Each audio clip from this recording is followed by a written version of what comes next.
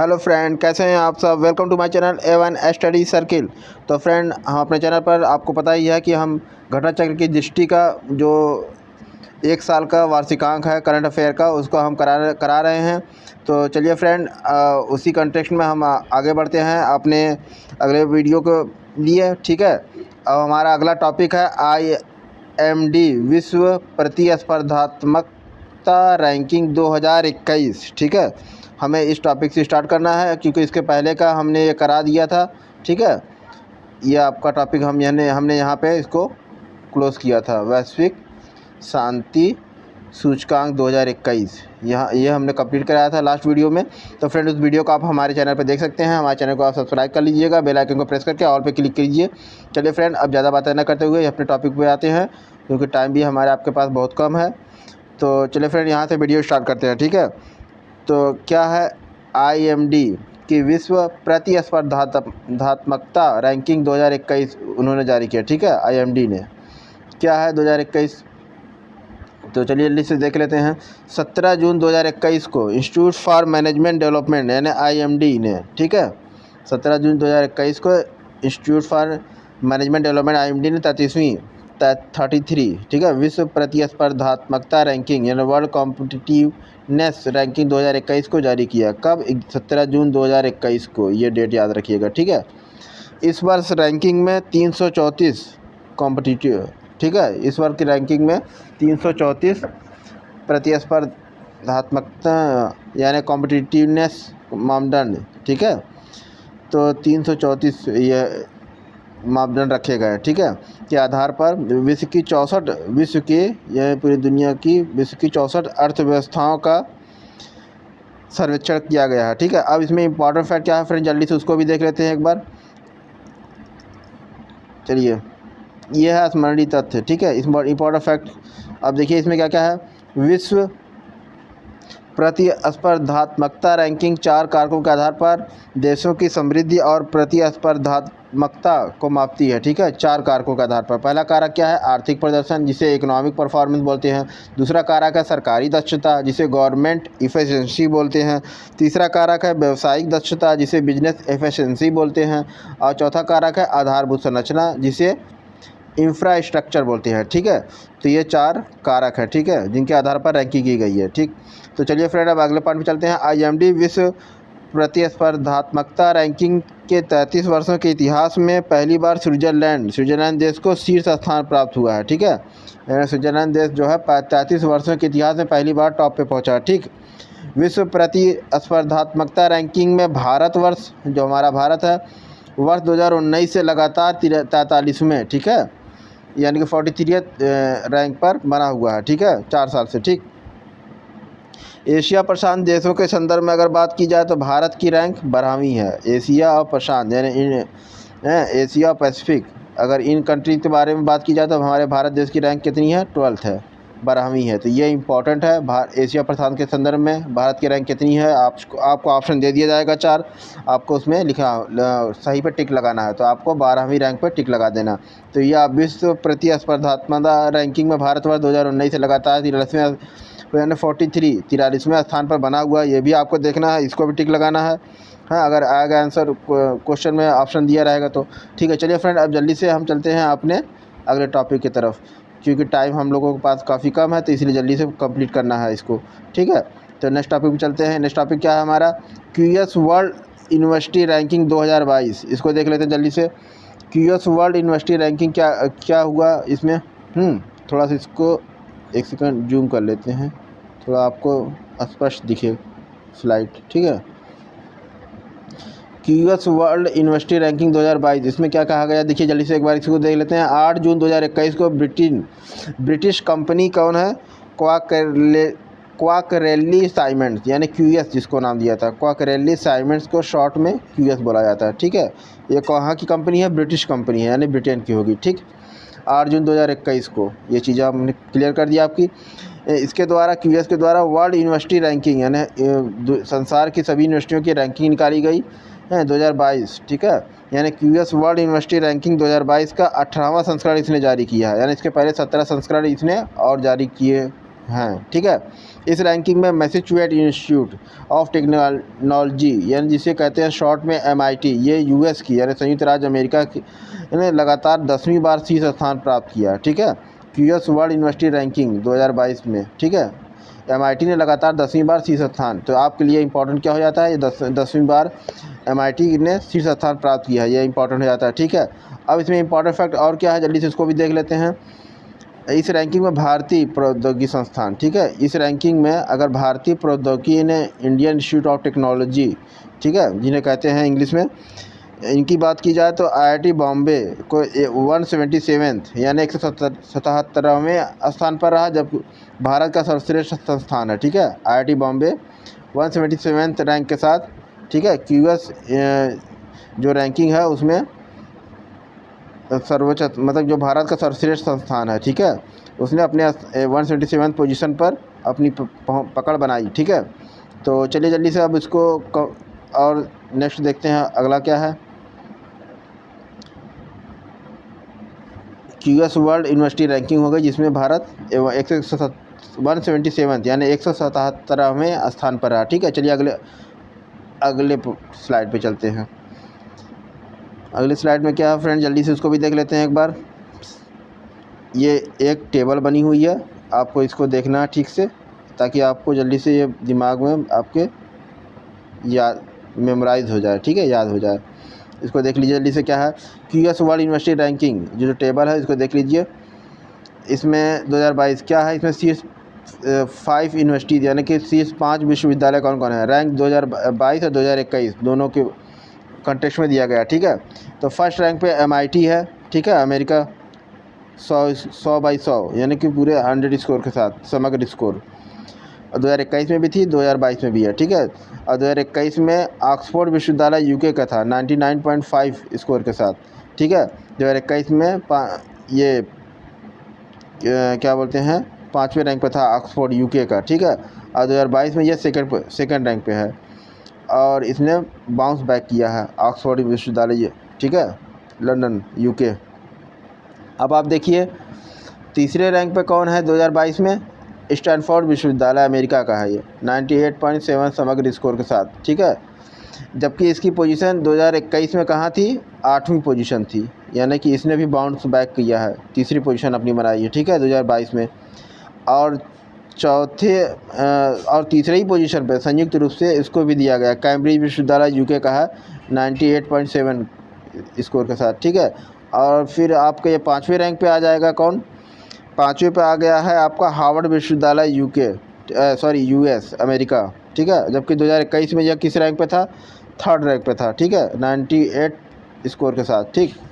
इस रिपोर्ट के अनुसार एशिया के 2 सर्वश्रेष्ठ विश्वविद्यालय कौन रहे, एशिया के 2 सर्वश्रेष्ठ विश्वविद्यालय, एक नेशनल यूनिवर्सिटी ऑफ सिंगापुर, इसका 11वां स्थान रहा एशिया की यूनिवर्सिटीज़ में, और एक नानयांग टेक्नोलॉजिकल यूनिवर्सिटी कहाँ, सिंगापुर, इसका 12वां स्थान रहा। यह दोनों सिंगापुर की ही यूनिवर्सिटी हैं, एक नेशनल यूनिवर्सिटी ऑफ सिंगापुर इसका 11वां स्थान, और दूसरा नानयांग टेक्नोलॉजिकल यूनिवर्सिटी सिंगापुर, इसका 12वां स्थान रहा, ठीक है। तो आपने देख लिया कि एशिया के कंटेक्स्ट में सिर्फ 2 ही यूनिवर्सिटी हैं, दोनों सिंगापुर की हैं, ठीक है। और बाकी एशिया की कोई भी यूनिवर्सिटी तो अपनी उसमें पहुंच नहीं बना पाई, ठीक है। तो चलिए फ्रेंड अब देख लेते हैं QS यूनिवर्सिटी रैंकिंग के और क्या क्या पॉइंट है इसमें, ठीक है। तो QS वर्ल्ड यूनिवर्सिटी रैंकिंग 2022 में 35 भारतीय संस्थानों को रैंक प्रदान की गई, ठीक है। इस साल 2022 की रैंकिंग में 35 इंडियन इंस्टीट्यूट जो हैं उनको भी रैंक प्रदान की गई। तो QS वर्ल्ड यूनिवर्सिटी रैंकिंग 2022 में 3 भारतीय विश्वविद्यालय कौन कौन से हैं, जल्दी से देख लेते हैं उसे। एक IIT बॉम्बे है जिसको 177 है, ये तो आपको पता है। IIT दिल्ली को भी 185 रैंक मिली है, ठीक है। तथा भारतीय विज्ञान संस्थान जो है IISc, इसको 186 रैंक मिली है, ठीक है। ये विश्व के शीर्ष 200 यानी टॉप यूनिवर्सिटीज़ में शामिल रहे हैं, ठीक है। तो ये हो गई QS वर्ल्ड यूनिवर्सिटी रैंकिंग के बारे में, ठीक है। तो भारत के इसमें 3 आपके लिए भारत के कंटेक्स्ट में 3 विश्वविद्यालय हैं, IIT Bombay 177 rank, IIT Delhi 185 और तथा IISc यानी इंडियन इंस्टीट्यूट ऑफ साइंस हाँ, कहाँ है? बेंगलुरु में 186 रैंक पे विश्व के कंटेस्ट में, ठीक है। तो आपको बस 3 विश्वविद्यालय हैं, आपको याद ही हो जाएगा, IIT बॉम्बे, IIT दिल्ली और IISc, ठीक है। चलिए अब चलते हैं अगले टॉपिक की तरफ। हमारा अगला टॉपिक बहुत ही इंटरेस्टिंग है, ठीक है, उसको भी देख लेते हैं और इम्पोर्टेंट भी है। तो अगला टॉपिक क्या है हमारा? मृत्युदंड पर, ठीक है। यानी कि जो मृत्युदंड दिया जाता है हर कंट्री में कैदियों को, ठीक है। तो उस पर एमनेस्टी इंटरनेशनल एक संस्था है, एमनेस्टी, ठीक है, इसकी रिपोर्ट, इसने अपनी रिपोर्ट जारी की है इस संदर्भ में। चलिए जल्दी से उसको भी देख लेते हैं। जनवरी और दिसंबर 2020 की अवधि के दौरान मृत्युदंड के न्यायिक प्रयोग पर आधारित एमनेस्टी इंटरनेशनल की नवीनतम रिपोर्ट 21 अप्रैल 2021 को जारी की गई। नवीनतम रिपोर्ट कब जारी की गई? 21 अप्रैल 2021 को, ठीक है, ये अपडेट याद रखिएगा। मई 2020 में चाड एक देश है, ठीक है, उसने मृत्युदंड को पूर्णतः समाप्त कर दिया, ठीक। चलिए, एमनेस्टी इंटरनेशनल के अनुसार वर्ष 2020 में 18 देशों द्वारा मृत्युदंड की सज़ा क्रियान्वित की गई। यानी एमनेस्टी इंटरनेशनल, हाँ, इस संस्था ने कहा कि वर्ष 2020 में, ठीक है, अपने रिसर्च में यह पाया कि 18 देशों द्वारा मृत्युदंड की सज़ा को क्रियान्वयन किया गया, यानी उसको लागू किया गया, ठीक है। और इसमें इम्पॉर्टेंट फैक्ट क्या क्या निकल कर आ रहा है, जल्दी से एमनेस्टी इंटरनेशनल के कंटेस्ट में इसको भी देख लेते हैं जल्दी से। हाँ, ये है वर्ष 2020 के अंत तक, ठीक है, ये बता रहे हैं कि वर्ष 2020 के अंत तक कुल 108 देशों ने कानून के माध्यम से सभी अपराधों हेतु मृत्युदंड को समाप्त कर दिया। 108 देशों ने 2020 के अंत तक, है, कानून के माध्यम से 108 देशों ने सभी अपराधों हेतु, यानी कोई भी कितना भी बड़ा क्राइम किया हो लेकिन उससे मृत्युदंड नहीं दिया जाएगा। कितने देशों ने किया? 108 देशों ने 2020 तक, अब तक 108 देशों ने अपने यहाँ से मृत्युदंड को समाप्त कर दिया है, ठीक।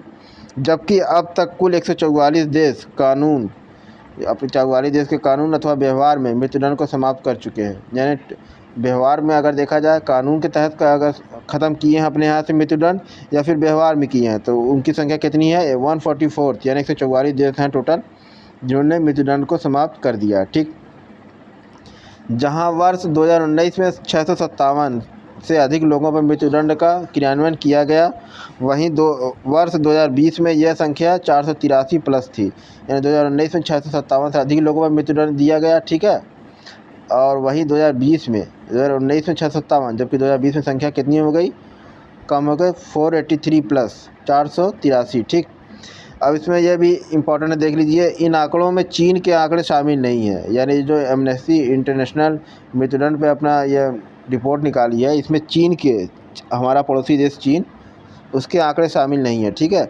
जहाँ पर, क्योंकि चीन में खुद हर साल यानी प्रतिवर्ष हज़ारों व्यक्तियों को मृत्युदंड दिया जाता है, ठीक है, जिसका कोई लिखित ब्यौरा नहीं है, न चीन इसको जारी करता है, न किसी को साथ साझा करता है कि हमने अपने यहाँ के कितने नागरिकों को मृत्युदंड दिया इस साल, ठीक है। तो आधिकारिक रूप से इनकी संख्या गुप्त रखी जाती है, ठीक। अच्छा, फिर भी वर्ष 2020 में सर्वाधिक निष्पादित मृत्युदंडों की संख्या अगर कहीं देखी गई तो चीन में मानी गई है। मतलब एक आंकड़ा है अनुमानित, ठीक। वर्ष 2020 में सर्वाधिक 246 प्लस मृत्युदंड ईरान में, यानी 2020 के अकेले वर्ष में 246 प्लस, यानी 246 से भी ज़्यादा मृत्युदंड कहाँ दिया गया? ईरान देश में, ठीक है। और अब उसके बाद देख लेते हैं आगे, ठीक। अब देखिए फ्रेंड, ईरान में क्रियान्वित किए गए 246 प्लस। इसके पश्चात मिस्र देश आता है, उसकी संख्या आती है 107, यानी कि 107 प्लस। वहाँ भी इतने से 107 से ज़्यादा ही लोगों को मृत्युदंड दिया गया। कौन से वर्ष? 2020 में ही, ठीक है। इराक में अगर देखा जाए तो 45 प्लस थे, तथा सऊदी अरब की बात की जाए तो वहाँ पे 27 लोगों की संख्या है, ठीक है।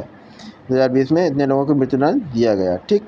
वर्ष 2020 में संयुक्त राज्य अमेरिका में, अगर 2020 में अगर यूएस की बात की जाए तो कुल 17 मृत्युदंड को क्रियान्वित किया गया है, उनको फांसी दे दिया गया।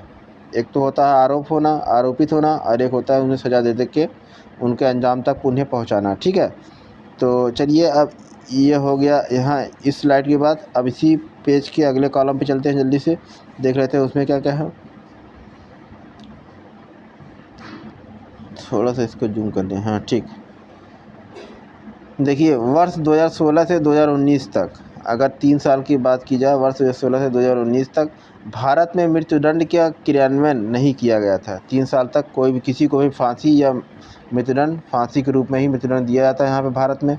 और अलग अलग देशों में अलग अलग तरीका है। किसी को इलेक्ट्रिक से दिया जाता है, किसी को पॉइजन इंजेक्शन दिया जाता है।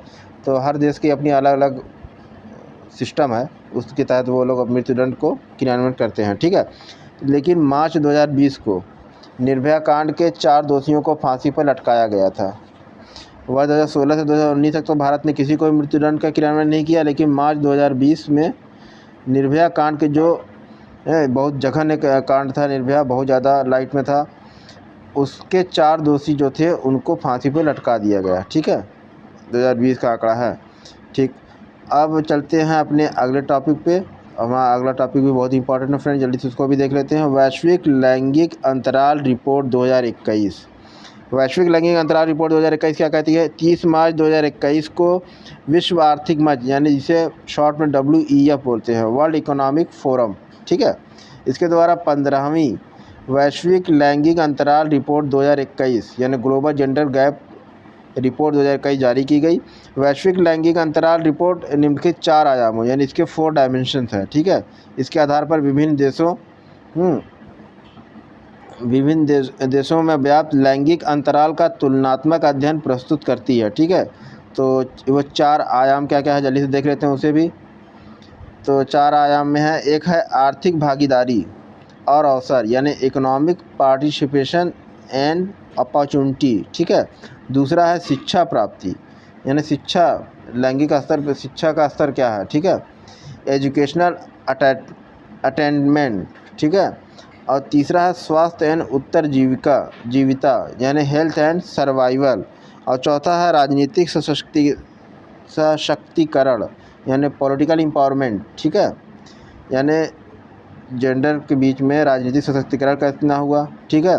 स्वास्थ्य एवं जीविका इनकी कैसी रही, ठीक है, सर्वाइवल, हेल्थ एंड सर्वाइवल। शिक्षा प्राप्ति में इनका क्या पोजीशन रहा, ठीक है, और आर्थिक भागीदारी और अवसर, ठीक है। ये सारी बातें हो गई। चलिए फ्रेंड, अब इसमें कुछ इंपॉर्टेंट फैक्ट भी बचे हैं, उसको भी देख लेते हैं जल्दी से। क्या है, इस रिपोर्ट में 156 देशों का तुलनात्मक अध्ययन किया गया, ठीक है, 156 देशों का तुलनात्मक अध्ययन किया गया। इस वर्ष की रिपोर्ट में पहली बार 3 नए देशों को शामिल किया गया, और वो 3 नए देश कौन थे? एक अफ़गानिस्तान, एक गोयाना और एक नाइजर। इन 3 नए देशों को इसमें शामिल किया गया, ठीक। रिपोर्ट के अनुसार अभी तक कोई भी देश पूर्ण लैंगिक समानता यानी फुल जेंडर पैरिटी को प्राप्त नहीं कर सका है, ठीक है। इस रिपोर्ट के अनुसार अभी तक कोई भी देश पूर्ण जेंडर पैरिटी को प्राप्त नहीं कर सका, ठीक है। तो चलिए, इसमें एक टेबल दिख रही है, उसे भी देख लेते हैं जल्दी से, इम्पोर्टेंट है, ठीक है। तो क्या है, तो चलिए फ्रेंड जल्दी से इसको देख लेते हैं। आइसलैंड को, ठीक है, आइसलैंड को 12वीं बार, अब देखिए आइसलैंड कंट्री को 12वीं बार विश्व में सर्वाधिक लैंगिक समता वाला देश घोषित किया गया, ठीक है। यानी पूरी दुनिया में सर्वाधिक लैंगिक समता यानी जितने मेल हैं उतने ही फीमेल वहाँ पे हैं, ठीक है, आइसलैंड में। अब ये टेबल को भी जल्दी से देख लीजिए। वैश्विक लैंगिक अंतराल सूचकांक 2021, शीर्ष 5 देश कौन कौन से हैं, ठीक है। नंबर 1 पे आइसलैंड है 89.2%, ठीक है। और नंबर 2 पर फिनलैंड है यानी कि 86.1%। नंबर 3 पर नॉर्वे है 84.9, और नंबर 4 पे न्यूजीलैंड है 84, ठीक है। और नंबर 5 पे देख लीजिए स्वीडन है आपका, ठीक है, 82.3 स्कोर के साथ, ठीक। तो अब इसमें हो गया लैंगिक समानता के मामले में सबसे खराब प्रदर्शन करने वाले 3 देश कौन हैं, उनको भी देख लीजिए। तो ये है आपको सबसे ख़राब प्रदर्शन करने वाले देशों का टेबल। इसमें देखिए रैंक 156 यानी नीचे से देख रहे हैं, अफ़गानिस्तान है नंबर 155, सेकंड कौन है? यमन है। अब 154 यानी नीचे से थर्ड कौन है? इराक है। इन लोगों की सबसे ख़राब हालत है, ठीक है, लैंगिक समानता में। भारतवर्ष की बात करते हैं तो भारतवर्ष 2020 की तुलना में 28 स्थानों की गिरावट के साथ 2021 में 140वें स्थान पर पहुंच गया, ठीक है। 2020 से भारत 2021 में एक कितने अंकों की गिरावट हुई है? 28 स्थानों की गिरावट हुई है। ये इम्पॉर्टेंट है, अगर पूछेगा तो ये भी पूछ सकता है।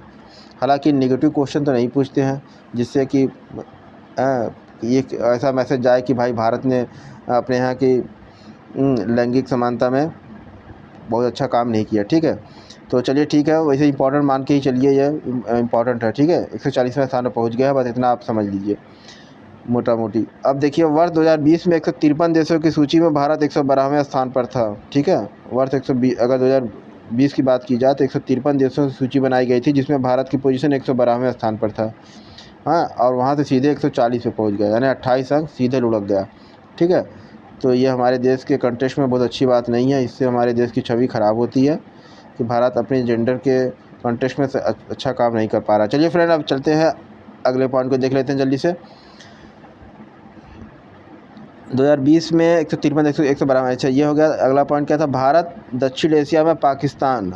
चलिए, दक्षिण एशिया में कौन कौन देश हैं? एक पाकिस्तान 153वें रैंक और अफ़गानिस्तान 156वें रैंक के बाद सबसे ख़राब प्रदर्शन करने वाला देश हो गया। बताइए, 112 से सीधे 140 पहुंच गया, तो इसके ऊपर खाली बस पाकिस्तान अफ़गानिस्तान दक्षिण एशिया के देश ही रह गए हैं। ये अपने देश के लिए बहुत ही दुखद बात है। चलिए खैर, हमारे नीति नियंता लोग इस पर विचार करेंगे। हम देखते हैं अगली स्लाइड क्या है। चलिए फ्रेंड, अब जल्दी से अंतर्राष्ट्रीय सम्मेलन है। ठीक है, अगली स्लाइड है अंतर्राष्ट्रीय सम्मेलन, इसको भी देख लेते हैं जल्दी से। अंतर्राष्ट्रीय सम्मेलन में क्या क्या चीज़ें हैं इंपॉर्टेंट आपको देखने लायक और जो कि पूछ सकता है, उसको भी जल्दी से एक बार देख लीजिए। ठीक है, तो अंतर्राष्ट्रीय सम्मेलन, ठीक है, ये अगला सेक्शन है। ठीक, दृष्टि की घटना चक्र का। तो चलिए जल्दी से इसको शुरू करते हैं। इंपॉर्टेंट पॉइंट ये भी लग रहा है। चौथा, भारत अमेरिका यानी 2+2 मंत्रिय स्तरीय संवाद, यानी भारत और अमेरिका के बीच हमेशा 2+2 मंत्रिय स्तरीय संवाद शुरू किया गया है। ठीक है, और ये इसका चौथा वो था, ऐसा टर्म था कि चौथी बार भारत और अमेरिका के बीच 2+2 मंत्रिय स्तरीय संवाद हो रहा है। ठीक है, या हुआ था 11 अप्रैल 2022 को। ठीक है, वाशिंगटन डीसी में चौथे यानी कि फोर्थ भारत अमेरिका 2+2 मंत्रीय स्तरीय संवाद यानी फोर्थ इंडिया 2+2 मिनिस्ट्रियल डायलॉग का आयोजन किया गया। कहाँ पे? वाशिंगटन डीसी में। ठीक है, इस संवाद में भारत का प्रतिनिधित्व रक्षा मंत्री राजनाथ सिंह कर रहे थे।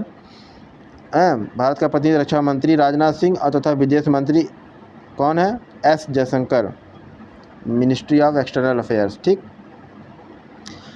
और जबकि अमेरिका का प्रतिनिधित्व विदेश मंत्री कौन है? वहाँ के एंटनी ब्लिंकन और तथा वहाँ के रक्षा मंत्री कौन है? लॉर्ड ऑस्टिन, इनके द्वारा किया गया। ठीक है, भारत के राजनाथ सिंह और एस जयशंकर ये दो मिनिस्टर थे और अमेरिका की तरफ से एंटनी ब्लिंकन और लॉर्ड ऑस्टिन, इन्होंने अमेरिका को रिप्रेजेंट किया। ठीक है, तो ये 2+2 जो वार्ता हुई इसमें क्या निकल कर आया, चलिए फ्रेंड जल्दी से उसको भी देख लेते हैं एक बार।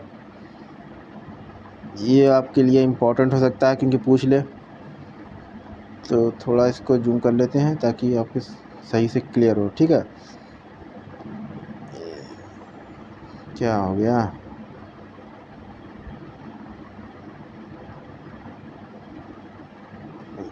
अच्छा,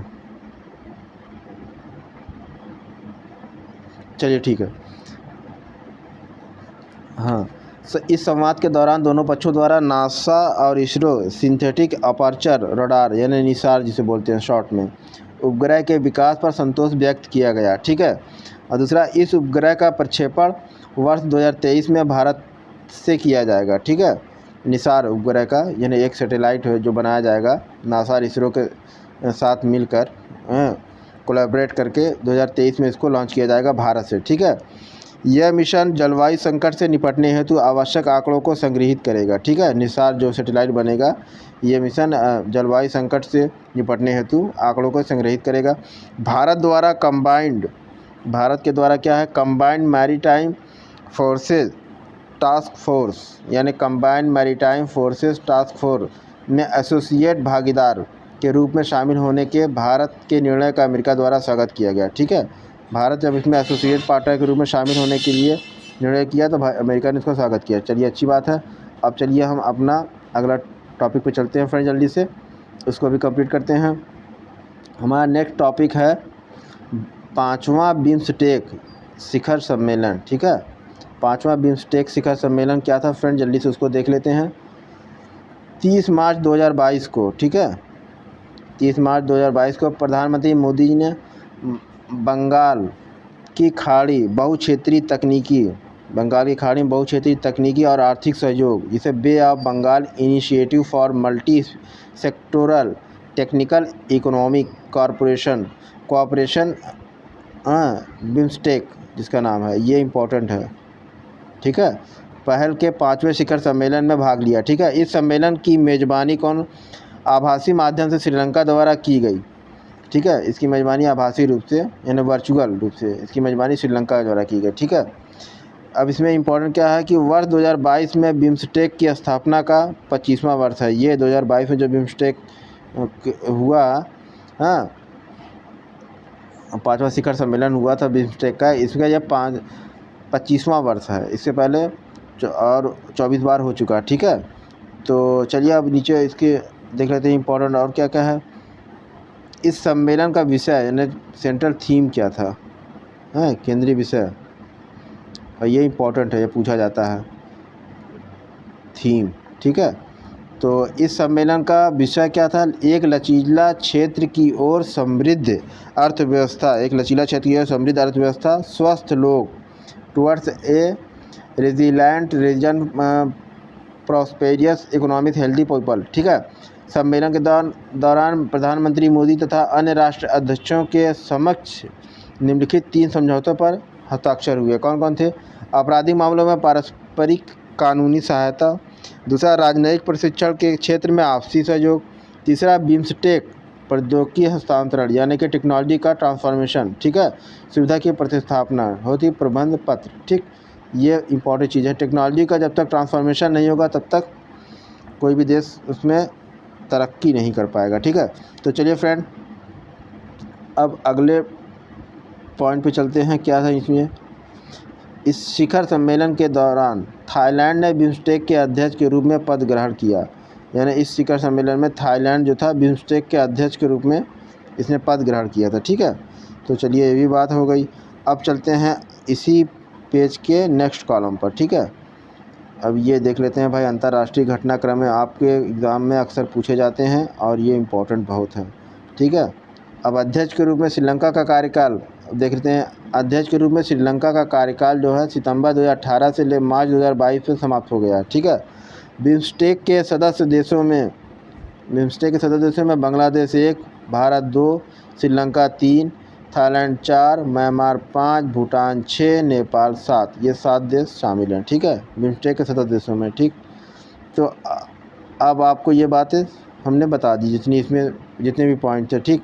अब चलिए अगले नेक्स्ट पॉइंट की तरफ, ये भी इम्पोर्टेंट है। चलिए जल्दी से इसको देख लेते हैं। क्वाड नेताओं का पहला शिखर सम्मेलन, क्वाड एक ग्रुप बना है क्वाड, ठीक है, इनका पहला शिखर सम्मेलन हुआ। अब देखते हैं इसमें क्या क्या निकल कर आ रहा है। 24 सितंबर 2021 को, ठीक है, वाशिंगटन DC, हाँ, अमेरिका में अमेरिकी राष्ट्रपति जो बाइडेन की मेज़बानी में व्यक्तिगत उपस्थिति, यानी कि पहले इसके हुआ था तो ये वर्चुअल, लेकिन अब ये व्यक्तिगत उपस्थिति वाले इन पर्सन पहले क्वाड शिखर सम्मेलन, यानी ये पहला क्वाड शिखर सम्मेलन है, इसके पहले नहीं हुआ था, लेकिन जो ये हुआ तो वर्चुअल नहीं बल्कि व्यक्तिगत हुआ, क्योंकि कोविड पैंडमिक की वजह से बहुत सारे शिखर सम्मेलन वर्चुअल रूप से ही किए गए, ठीक है, इस 2021-2020 में, ठीक है। तो ये 24 सितंबर 2021 को जो हुआ, तो तब तक कोविड पैंडमिक की ये मतलब जो था आदमी को भय था वो ख़त्म हो गया था, बहुत न्यून हो गया था, इसलिए इसको वर्चुअल ना करके इन पर्सन यानी प्रत्यक्ष लोगों को उपस्थित होकर शामिल होकर इसको अंजाम तक पहुंचाया। चलिए देखिए उसमें क्या क्या हुआ था। पहला क्वाड शिखर सम्मेलन, ठीक है, और इसकी मेज़बानी कौन किया, अमेरिका, वहाँ के राष्ट्रपति जो बाइडेन, ठीक है। तो ये चीज़ें आपको समझ में आ गई। अब देखिए इसमें इम्पोर्टेंट और क्या पॉइंट है, जल्दी से उसको भी देख लेते हैं, ठीक है। कह रहा है कि क्वाड समूह को आधिकारिक रूप से चतुर्भुज सुरक्षा संवाद, जिसे क्वाड, इसका नाम भी इसी पड़ा, क्वाड, चतुर्भुज सुरक्षा संवाद, जिसे क्वाड्रिलैटरल सिक्योरिटी डायलॉग क्वाड्रल का मतलब होता है चार भुजा वाला, ठीक है, ये नाम से जाना जाता है। ठीक, इस समूह में शामिल 4 देश कौन कौन है? एक तो अमेरिका है, दूसरा ऑस्ट्रेलिया है, तीसरा भारत है और चौथा जापान देश।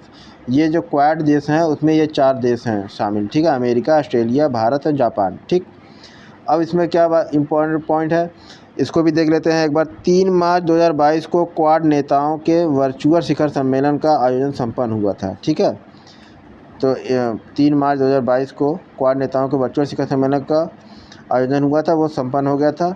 लेकिन जो 24 सितंबर को हुआ ये इन पर्सन हुआ। ठीक है, तो चलिए अब इसमें देख लेते हैं और इम्पोर्टेंट पॉइंट क्या क्या है, जल्दी से एक बार उसे भी देख लेते हैं। इस सम्मेलन में भारतीय प्रधानमंत्री मोदी के अतिरिक्त हैं, भारतीय प्रधानमंत्री मोदी जी जो हैं हमारे, उनके अतिरिक्त और कौन कौन थे?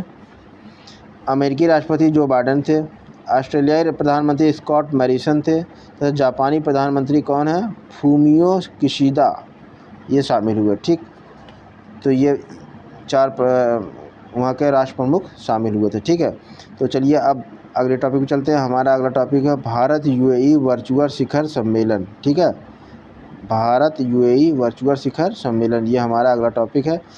ये भी इम्पोर्टेंट है आपके लिए, देख लेते हैं इसको भी जल्दी से एक बार। हाँ, चलिए फ्रेंड, भारत यूएई वर्चुअल शिखर सम्मेलन क्या हुआ? 18 फरवरी 2022 को, 18 फरवरी 2022 को भारत और यूएई वर्चुअल, ठीक है, यानी कि उसमें इन पर्सन यानी कि व्यक्तिगत रूप से उपस्थित ना होकर इलेक्ट्रॉनिक माध्यम से यानी इंटरनेट के जरिए वर्चुअल रूप से शिखर सम्मेलन का आयोजन संपन्न हुआ 18 फरवरी 2022 को। ठीक है, कहाँ पे? यह शिखर सम्मेलन प्रधानमंत्री मोदी और अबू धाबी के क्राउन प्रिंस, ठीक है, यूएई यानी अबू धाबी जो है वहाँ के क्राउन प्रिंस कौन? शेख मोहम्मद बिन जायद अल नहयान, इनके बीच हुआ। ठीक है, इस अवसर पर दोनों देशों द्वारा भारत एवं यूएई के समग्र सामरिक गठजोड़ में प्रगति, नए मोर्चे, नए मील के पत्थर, ठीक है, नए मोर्चे और नए मील के पत्थर रखे गए। ठीक है, मतलब कि बहुत ही अप्रत्याशित रूप से सक्सेसफुल रहा ये। ठीक है, सम्मेलन क्या था?